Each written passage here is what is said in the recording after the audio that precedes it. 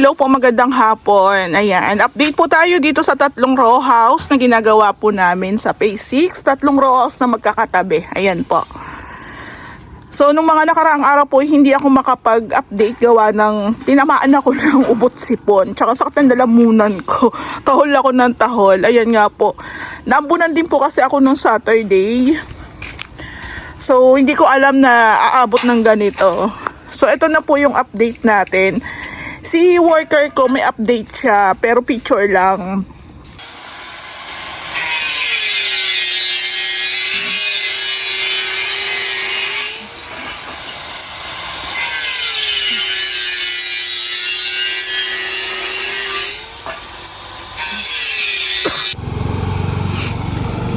So ito po yung ating vlog pa tigil-tigil gawa ng inuubo po ako.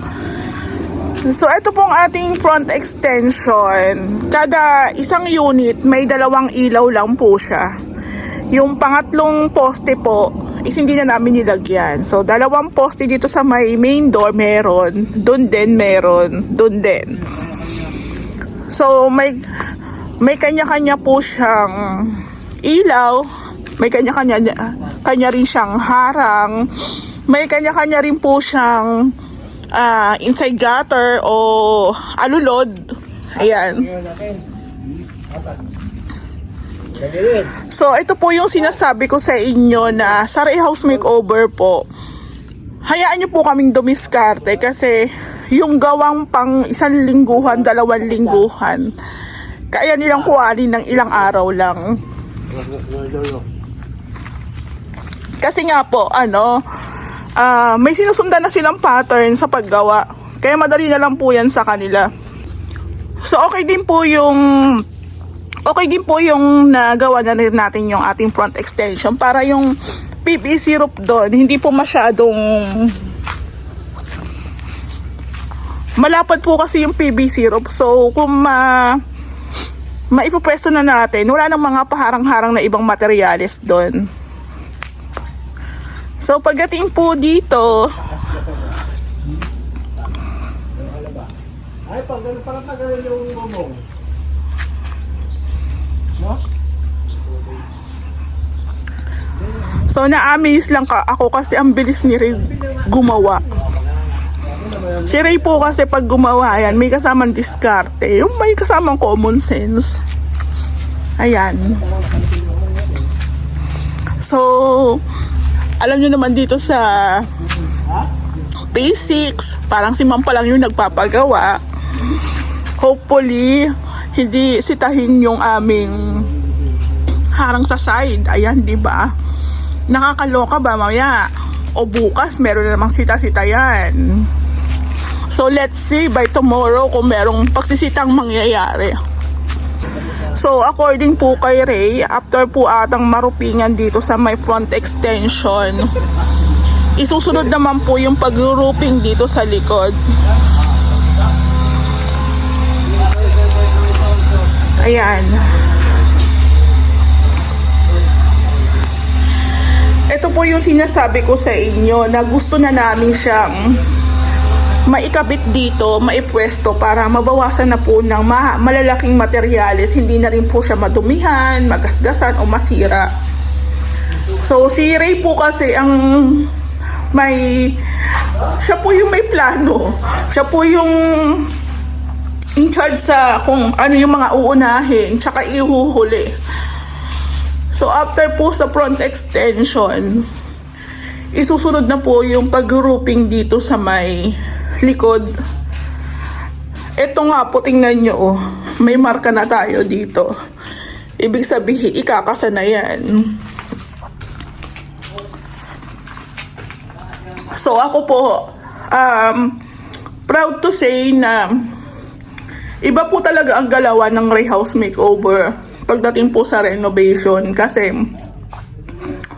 medyo, sabihin natin, medyo matagal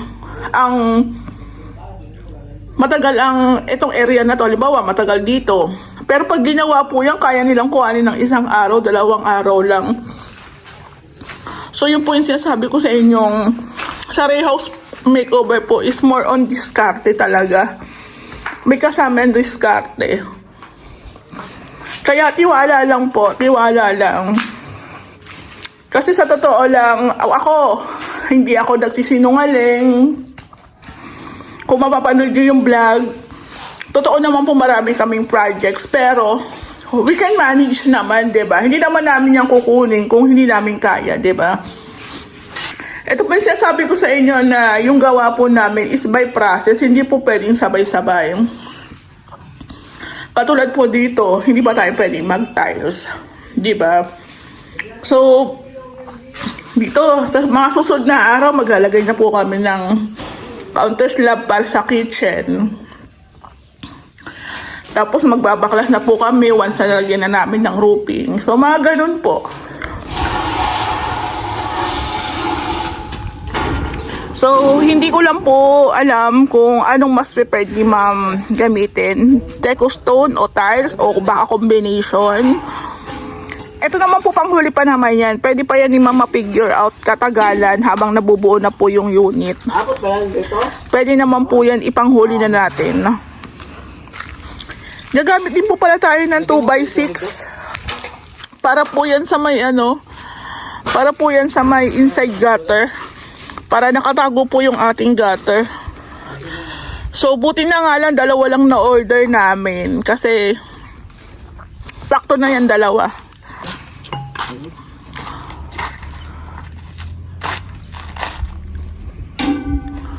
Ako tatayin yun. Saan ibili natin? Yung ano. Ibili.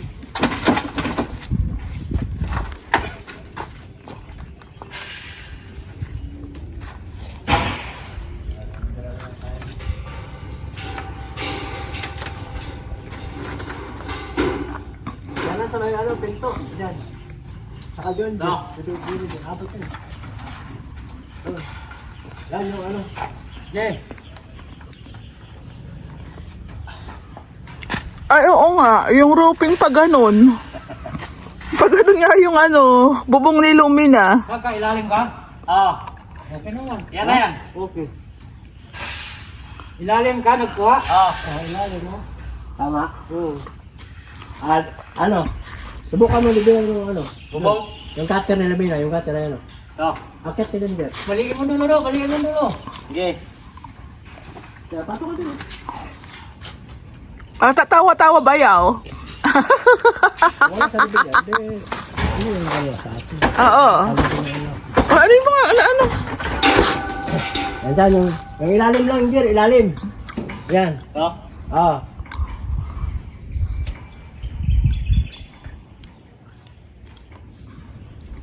Ay, wala, layo. No? Ang layo, kitang-kita naman yung diferensya. Wala sa gitna. Ha? Oo. Ang layo. Sa ano yan? Kay Lumina. Okay na. Okay na yan. Yung ano natin yung Balikin mo dulo. Sige. Hindi, pantay sa atin kasi pag silipin mo dito, ditso-ditso yung Oo. Pagdating tuguan nun. Kung muna sa reveal yan, pag silipin mo, pantay yung doon. Hindi. Oo. Pantay mo yung mga natin, silirap eh. Ano, pantay Kaya na, sabot mo rin ito. Yung ano lang, ano yung reveal na yung silipin.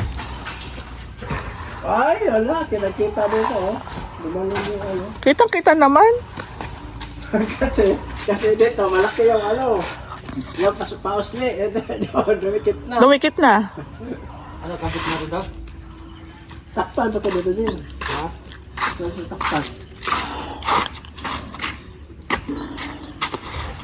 Sa kabila lang. Ito po yung sinasabi ko sa inyo na may mga part talaga sa bahay ni Lumina na hindi pantay. Ayan, kahit sa video tingnan nyo lang.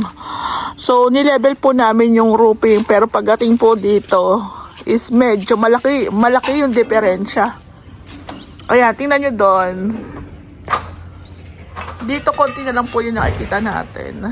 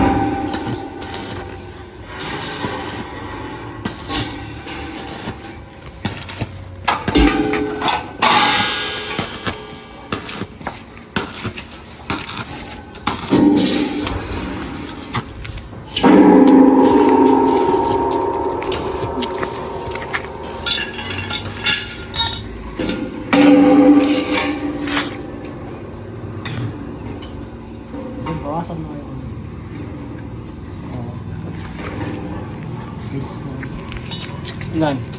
Hanap pala ka na ganyan. 181.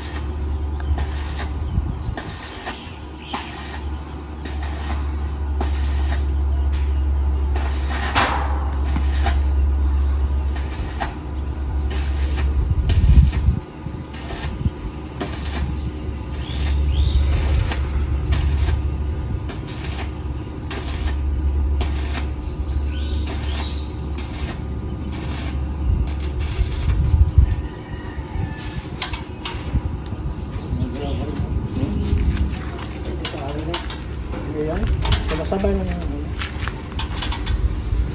Hindi, pantay. Ito na.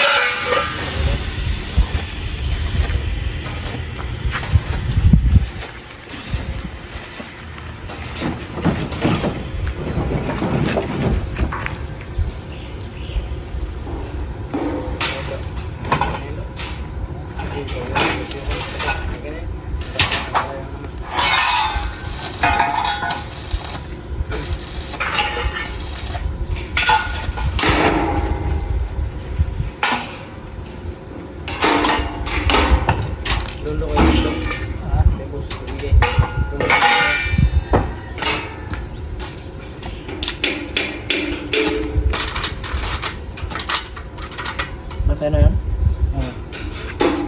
Tingnan nyo muna kung pantay na. Baka nag-welding na kayo. Hindi naka ano ah.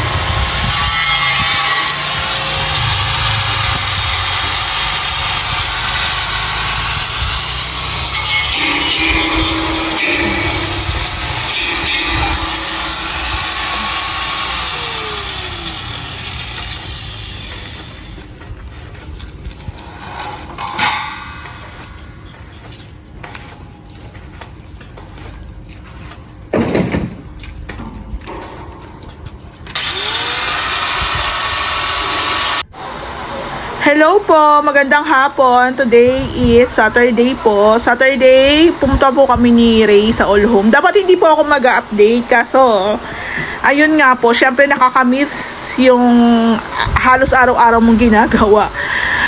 Kerry naman po. So, bali dito na po kami dumaan sa may Talahiban. Ayan, papuntang Phase 6. Sa Phase 6 po kami mag-start ni Ray mag-update. Ayan po.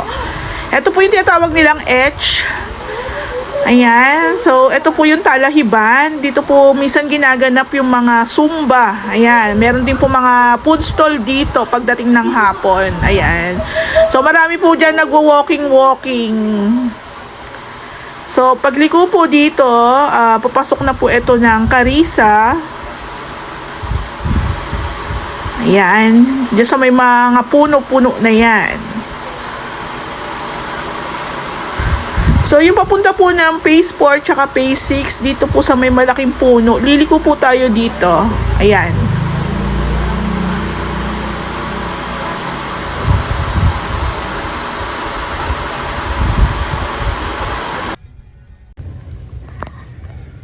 Duman kami ni Ray sa bakery para bumili ng merienda ng team. Ayan. Pumunta po kasi kami ng All Home. So, dumaan na rin po kami dito. Ayan, lahat po yan. Medyo marami-rami tinaboy. Pati po yung guard binigyan namin. Siyempre, yung ibang guard na mabait, may pamerienda. Char. Ayan. Mag-update po tayo.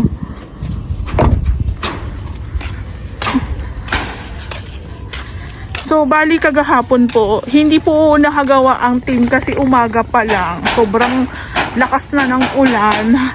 Siguro nawala yung ulan mga bandang mga bandang mga 1 to 2 p.m. na ng hapon. So, hindi po kakayanin ng team na pumasok kasi motor lang sila tapos bike. So, ngayon po yung kanilang resume. Ayan. Ayan. Lagay natin dito yung ating tinapay. Ayan. So, ngayon po yung continue ng aming gawa.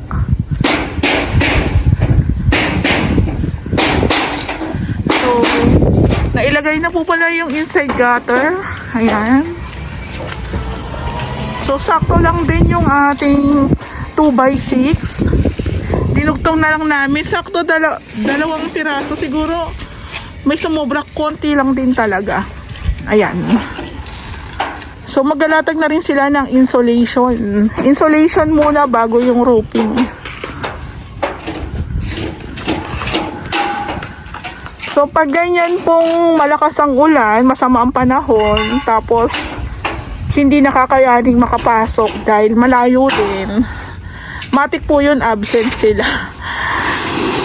Kagahapon meron din sila mga importanteng ginawa, kaya sakto lang din.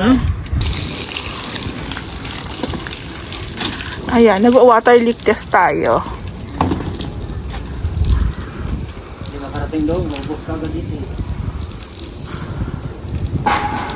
Pababa naman yung doon eh. Wala stock. Ayan, chine-check po muna nila kung paano yung daloy ng tubig. Kung wala po bang natitira sa alulod or meron. Ayan. Bago nila i-fix yung ating inside gutter. So, yung inside gutter po natin dyan is kinakat po yan din. Hindi ko masyadong i-explain kasi ayun. Basta pinatong po dyan yung ating gutter, then diskarte na po nila kung paano nila ikakabit. Ayan po. So, doon naman sa magagaling gumawa. Madali lang naman po siyang gayahin. So, alam ko, gets nyo na yan. Ayan po. So, yung panahon po dito sa Tansa, ganito po. Oh. Actually, kanina, pumunta kami ng All Home kasi nagpindot kami ng sahod. Tsaka bumili rin kami ng kahoy. Umuulan po noon. So, buti nga po. Nagsombrero na ako ngayon. Ang hirap pag maambunan eh. Ayan. So, nagbuhos po sila Tatay Jerry ng tubig para i-check po yung daloy ng ating tubig dito sa ating alulod. Ayan. pala yung purpose nun. Siyempre pag ganyan makikita mo yung common sense, di ba? Isasabi sa inyong common sense. Bakit ganun yung ginagawa nila, di ba? So siguro po kung kagahapon maganda yung panahon, malamang meron na po siyang roofing. Ayan. So ang ilalagay naman po nila is insulation. Maglalagay din po kami ng insulation na double po ito. Ayun, double po ito. Magkabilaan po yung kanyang aluminum. Ayan, yung makintab po, magkabilaan po yan. So, kung gagastusan nyo rin naman talaga, lahat ng materials na kailangan gamitin is ilagay na natin sa pinaka unit natin, 'di ba? Ito po kasi maganda to, nalilesen po yung init at the same time yung ingay po ng ulan, nalilesen din niya po. Ayan, so may pumapatak dyan. Ayan. So ang nangyari po dito is magiging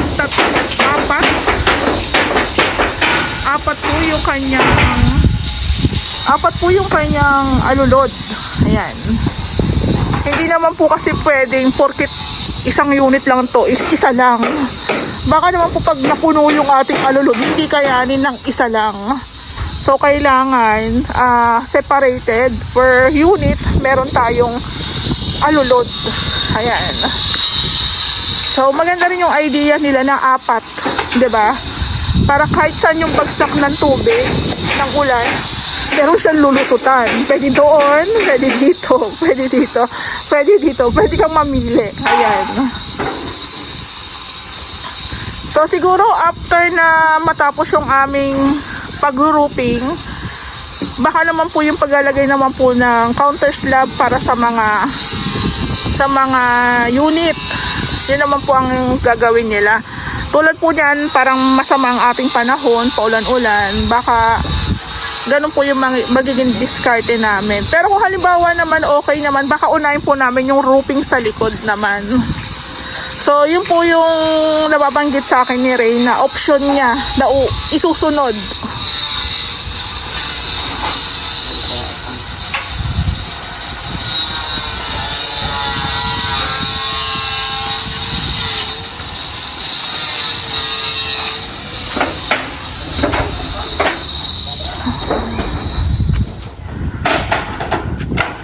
So yung mga alulod po natin yan, dudugtungan po natin yan pababa dito. Tapos meron naman po tayong tawag dito, drainage. Ayan, may pa-drainage tayo.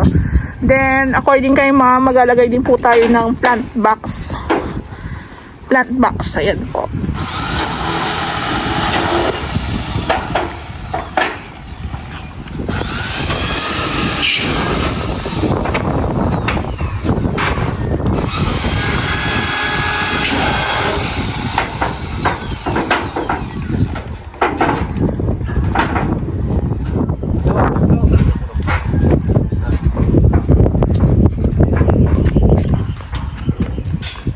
Ribet.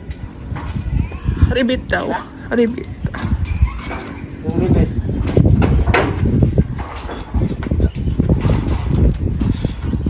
Ayun, nasa taas.